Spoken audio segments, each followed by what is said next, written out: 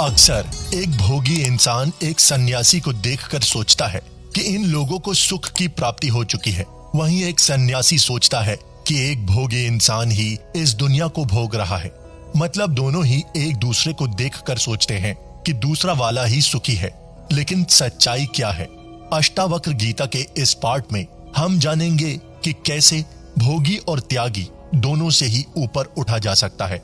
Corporate company में काम करने वाले धनंजय हर बार अपनी और अपने दोस्तों की प्रॉब्लम्स को अपने सीनियर गिरधर सर से डिस्कस किया करते थे।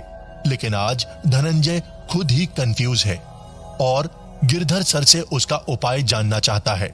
गिरधर सर बातों ही बातों में उसे दुख के प्रकार के बारे में समझाएंगे। अगर आपने अभी तक अष्टावक्र गीता के पहले 11 पार्ट नहीं सुने हैं तो डिस्क्रिप्शन में दी गई लिंक पर जाकर आप सुन सकते हैं।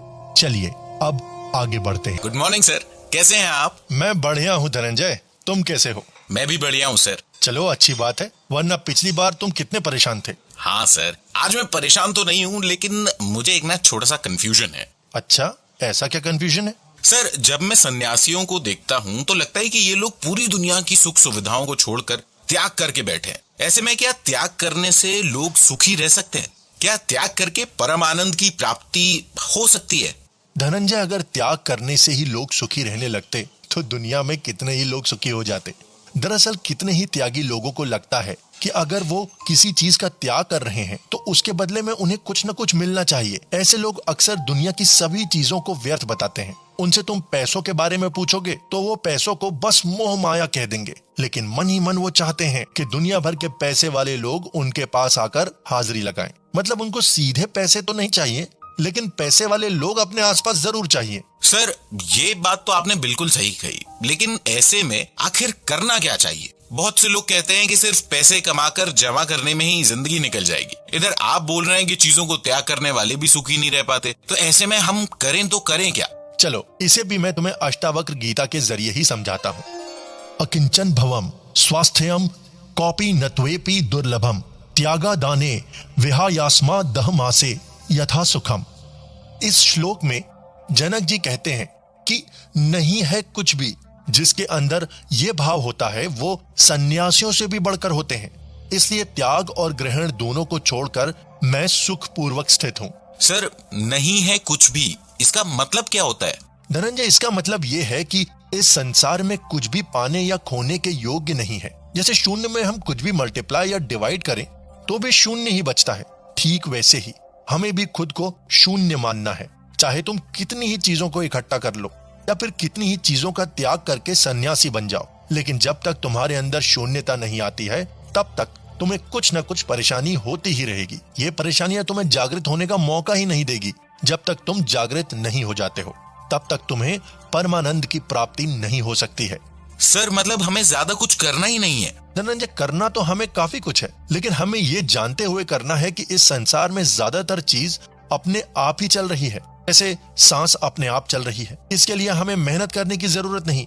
हाँ, जब तुम बीमार होते हो तो जरूर तुम्हें सांसें लेने में तकलीफ होती है और मेहनत भी लगती है। ठीक इसी तरह से ये प्रकृति भी तुम्हें पैसे और बाकी चीजें पर्याप्त रूप से देती है। लेकिन जब हम सिर्फ पैसों या दूसरी चीजों के पीछे भागने लगते हैं तो हम सुखी नहीं रह पाते। लालच और अहंकार हमें सुखी रहने ही नहीं देता है। इसलिए जागृत होने के लिए हमें लालच और अहंकार छोड़ना होगा। ये तभी संभव है जब अपने अंदर का कर्तापन जाएगा। धनंजय, क्या तुम मेरे जवाब से संतुष्ट नहीं हुए? सर, मैं जवाब से तो संतुष्ट हो गया हूँ, लेकिन मेरे मन में ना एक और सवाल आ गया है। मैं आपके लिए ना एक और कॉफी लेकर के आता हूँ, फिर सवाल पूछता हूँ आपसे।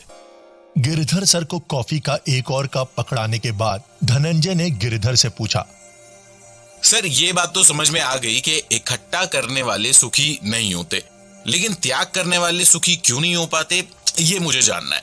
क्योंकि धनंजय, त्याग किया नहीं जाता है बल्कि हो जाता है। जैसे अगर मीठी चीजें खाने का लालच होते हुए भी तुम मीठी चीजों को खाना छोड़ दो और दूसरों को कहो कि देखो मैंने मीठी चीजों का त्याग कर दिया है, तो ये त्याग नहीं होगा, क्योंकि तुम्हारे अंदर अभी भी मीठी चीजें आकर्षण पैदा करती हैं और उसका तुम विरोध कर रहे हो। ऐसा करने से तुम्हारे अंदर अहंकार आएगा। सर, ऐसे में क्या करना चाहिए? धनंजय, जब तुम्हारे अंदर मीठी चीजों के प्रति आकर्षण ही नहीं रहेगा तो उसके सामने होने पर भी तुम्हारा उसे खाने का मन नहीं करेगा, तो उसे ही त्याग होना कहते हैं। जनक जी ऐसे ही थे। उनके सामने सारा राज्य और संपत्ति थी, लेकिन फिर भी उसे भोगने का मन जनक जी को नहीं करता था। इसी वजह से वो सुखी थे। इसीलिए जनक जी ने कहा है कि ना आपको भोगी बनना है ना त्यागी बनना है। तुम ये सोचना ही मत कि तुम भोगी हो कि त्यागी हो, तुम बस साक्षी बनकर अपने कर्मों को देखना। इसे ही जागृत होना कहते हैं। ठीक है सर, आपकी ये बात मैं समझ गया, लेकिन क्या इन बातों को फॉलो करने से हमें दुख नहीं मिलेगा? धनंजय, इस बात का जवाब मैं अष्टावक्र गीता के जरिए से ही देता हूँ। कुत्रापि खेदः कायस्य जिह्वा कुत्रापि खिद्यते मनः कुत्रापि तत्यक्त्वा पुरुषार्थे स्थितः सुखम। स्थितः सुखम। इस श्लोक में जनक जी कहते हैं कि कभी शरीर का दुख है तो कभी वाणी का दुख है तो कभी मन दुखी हो जाता है। इसलिए तीनों को त्याग कर मैं आनंद में डूबा हुआ सुखपूर्वक स्थित हूँ। धनंजय, इस श्लोक में जनक जी कह रहे हैं कि हमारे शरीर में कोई ना कोई बीमारी रहती है, इसलिए हर कुछ दिनों में शरीर बीमार पड़ जाता है, जिसकी वजह से हमें दुख होने लगता है। अगर शरीर बीमार नहीं पड़ता है तो वाणी मतलब जुबान से हम दुखी हो जाते हैं। आजकल तो लोग दूसरों की छोटी छोटी बातों का बुरा मान लेते हैं, इसलिए जनक जी कहते हैं कि ये वाणी भी दुख का कारण ही है। तो क्या सर इसीलिए ज्यादातर जो साधु संत होते हैं वो मौन रहते हैं क्या? हाँ धनंजय, क्योंकि उन्हें पता होता है कि जैसे ही जुबान खुलती है वो किसी के दुख का कारण बनती है। किसी की बात सुनकर कोई दुखी हो जाता है तो किसी को गुस्सा आ जाता है। इसलिए जनक जी ने वाणी को भी दुख का कारण बताया है। अब बात मन की करते हैं। मन तो हमेशा ही यहाँ से वहाँ घूमता ही रहता है। कभी वो अपने आप खुश हो जाता है तो कभी अपने आप ही दुखी हो जाता है। इसलिए जनक जी इसे भी दुख का कारण ही कहते हैं। सर, ऐसे में हमें शरीर, वाणी और मन का त्याग करना चाहिए? त्याग करना नहीं होना चाहिए धनंजय, क्योंकि तुम्हारा शरीर, मन और जुबान हमेशा तुम्हारे साथ ही रहेंगे। इसलिए अगर तुम जागृत होकर ये जान जाओगे कि ये तीन की प्रवृत्ति तुम्हें दुख पहुंचाने वाली ही है, तो तुम्हें उससे फर्क नहीं पड़ेगा। सर, अपनी इस बात को किसी एग्जाम्पल से समझाइए ना। धनंजय के इतना बोलते ही गिरधर सर एक लंबी सांस लेते हैं और फिर वापस बोलना शुरू करते हैं। देखो धनंजय, मान लो कि अगर तुम्हारे पास कोई ऐसी गाड़ी है जो हर कुछ दिनों में खराब हो जाती है, साथ ही साथ बहुत पेट्रोल भी पीती है, न तुम उसे बेच पा रहे हो और न ही तुम्हारे पास आने जाने के लिए नई गाड़ी खरीदने के पैसे हैं। ऐसी हालत में तुम क्या करोगे? सर, ऐसी हालत में करना क्या है? मैं इस बात को मान लूंगा कि मुझे इस गाड़ी के साथ ही आगे बढ़ना है। जैसे ही ये खराब होगी मैं इसे फिर से बनवा लूंगा, लेकिन साथ ही साथ मैं इस बात का भी ख्याल रखूंगा कि मैं इसे ध्यान से चलाऊं ताकि बार बार ये खराब ना हो जाए। बस धनंजय, तुम्हारा शरीर, वाणी और मन भी उस गाड़ी के जैसा ही है जो तुम्हारे साथ हमेशा ही चलते रहेंगे। लेकिन अगर तुम जागृत होकर इन तीनों का सावधानी से प्रयोग करोगे तो संभावना है कि इसकी वजह से तुम्हें कम दुख मिलेगा। सर, समझ गया मैं। मतलब अगर हम अपने शरीर, मन और वाणी के जरिए होने वाले दुख को साक्षी भाव से देखना शुरू कर देंगे तो हम जागृत अवस्था में पहुंच जाएंगे, है ना? हाँ धनंजय, आगे अष्टावक्र जी बताते हैं कि अपने शरीर, मन और वाणी के द्वारा किए गए काम को आत्मा का काम नहीं बोल सकते हैं। हाँ, इस संसार में रहते हुए ये सब काम करना जरूरी है, लेकिन जैसे ही हम कर्तापन हटाकर कोई भी काम करते हैं तो हम जागृत हो जाते हैं। इसे अलग अलग तरीके से समझाया जा सकता है। भगवत गीता में श्री कृष्ण जी ने भक्ति योग में कहा है कि अपने सभी काम को मुझ पर समर्पण कर दो। इसी बात को अष्टावक्र गीता में दूसरे तरीके से कहा गया है। सर, जो आपने प्रकृति के 3 गुण बताए थे, क्या वो भी यहाँ पर अप्लाई होते हैं? हाँ बिल्कुल धनंजय, प्रकृति के 3 गुण तमस, रजस और सत्व सभी जगह अप्लाई होते हैं। मान लो कि तुम अपने शरीर का ध्यान नहीं देते और आलसियों की तरह पड़े रहते हो तो तुम्हारे अंदर तमस गुण है। ऐसे में तुम्हारा शरीर जल्दी बीमार पड़ जाएगा।